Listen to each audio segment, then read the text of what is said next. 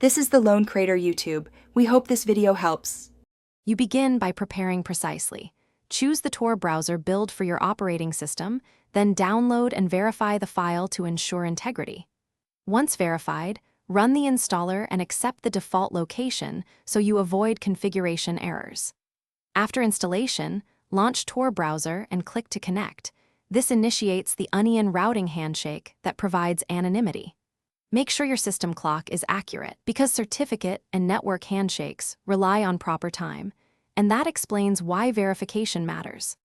Once connected, you need to harden the browser for safer browsing.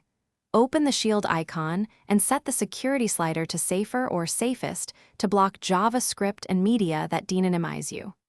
Make sure you do not add normal extensions, which can leak data. Instead, use built-in no-script controls and enable HTTPS only for encryption. If your network blocks Tor, configure bridges. OBS4 is the recommended choice because bridges obfuscate traffic and help you reach the Tor network reliably. Now you use Tor browser with threat-aware habits. Access. Onion sites directly and avoid signing into personal accounts to preserve anonymity. Use new tabs and avoid maximizing windows to minimize fingerprinting.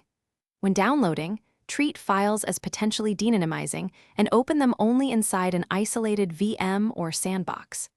If Tor stops connecting, first check your system clock, firewall rules, and bridge settings, then restart Tor browser. If problems persist, reinstall and re-verify the installer, because corrupt. Thanks for watching. Consider subscribing if we helped you.